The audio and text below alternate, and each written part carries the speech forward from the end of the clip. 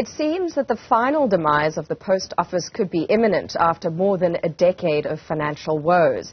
It has now been placed under provisional liquidation, which is an interim measure to try and deal with its financial problems, after defaulting on payments for nearly all of its 1,300 branches. It owes SARS millions in taxes for workers and has been unable to pay contributions on behalf of some 10,000 personnel. We speak now to Aubrey Tshabalala from the Communications Workers Union. Aubrey, before we get into the meat of some of this, can you give us a sense of how the financial issues at the post office have affected the daily lives of those workers? Well, good afternoon to our viewers at home and to you, everyone. The financial situation in the post office has affected workers negatively. First, you'll recall that these are the workers that have not been receiving salary increases for so many years. They've still been owed a salary increase in terms of the back pay since 2020. Their medical aid has not been paid regularly, so affected them negatively when they wanted to seek for medical attention or issues relating to health.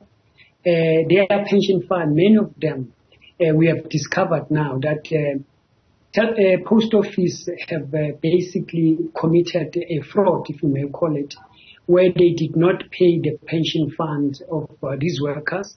Others is 4 years, others is just about 2 years. But in their pay slip, it still reflects that, the money has been deducted, therefore it will be paid through the relevant institutions. So these are the negative impact on workers themselves that they've been experiencing on a day-to-day basis.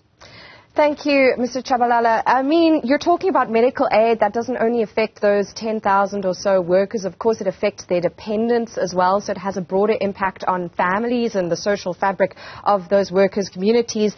This pension fund discovery you mentioned, the fact that for some 2 to 4 years, pension funds have not been paid by the post office, you claim, and yet those payments or deductions are reflected on payslips. How did you discover this? Well, once we realized that some of the statutory benefits are not paid, we then requested that workers must go to look at for their statements, pension statements. And what we have discovered then is what we've suspected that it might be the case. For example, others, it varies from one worker to another. Others is a couple of months, others is years. We don't know what criteria was used not to pay for this worker, but to pay for that one. But the fact remains is that these workers have lost now the interest that they could have generated in terms of those payments. So these are the challenges that we are experiencing, and we think we take this as a very serious issue, which very, borders on the lines of fraudulent activities, because it's misleading. If you look at your payslip, it says one thing, and on the other hand, something else happens. Has the Communications Worker Union raised this directly with the post office? You mentioned the prospect of fraud here, that it's haphazard. Some workers, it's only been a few months that there's been this oversight or negligence or fraud, as you allege. And as you say, not only the issue of interest, but people's security in later life. Have you raised it with the post office? We have raised it. Not only that, we have taken up now, we have written a letter to the president. We have raised it. The answer not satisfactory, because all what we get is that the post office is working on it to pay those things. But that's not satisfactory. Who have authorized a misleading payslip to go to a worker? That one itself is a misconduct. But over and above that, the impact that it has already now, they are talking retrenchment. If you are going to be successful with the retrenchment, you'll be retrenching a worker who have lost a benefit that could have somehow, provided a cushion in terms of the money that could have been saved on those funds. Sure. I mean, it is worrying to hear of this, not only in terms of that workforce you're talking about and the ramifications of these financial constraints on them and their families, but also, of course, the post office is involved in dispensing SASSA grants, which are a key part of South Africa's social state fabric. What do you know of how the administrative issues at the post office have affected that service delivery by government? Well, the impact is huge. from every month, almost every month, you hear about, some retail stores of post office have been closed. Many communities have been complaining, have been writing to us, saying that their, offices have been closed, post offices have been closed, which means those pension earners or those social grant earners must now dig deep into their pockets and travel longer distance to get the nearest office or any other outlets that will be able to pay them their grants.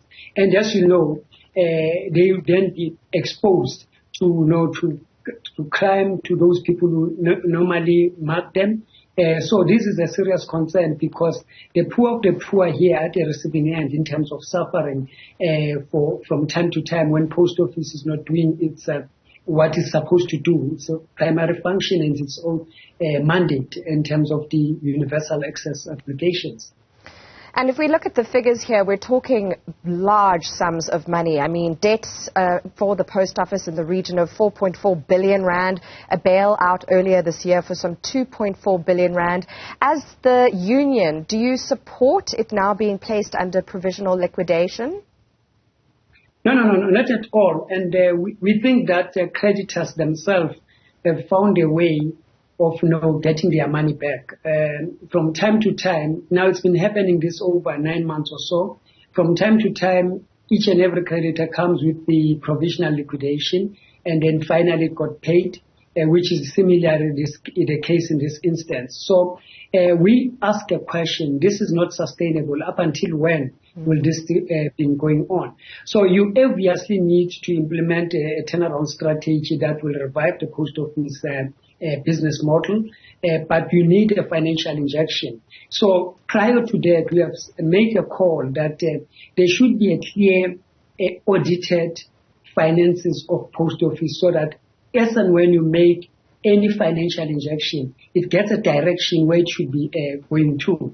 So that when you talk about bailout, you're not referring to what post office is saying.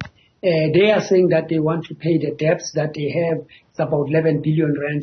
But if you are only saying that, it means that we are not concentrating on reviving the business itself. You need to revamp the infrastructure. You need to uplift the IT space. You need to look at your cyber security so that as and when you deliver the service, all these things make your business efficient and effective. Certainly it doesn't seem to be a crazy ask to want audited financial statements for an entity of state like the post office, and something I believe that the Auditor General has raised. Aubrey, Tshabalala, we have run out of time, but thank you for that reflection on some of the issues facing those 10,000 workers at the post office, which is now under liquidation.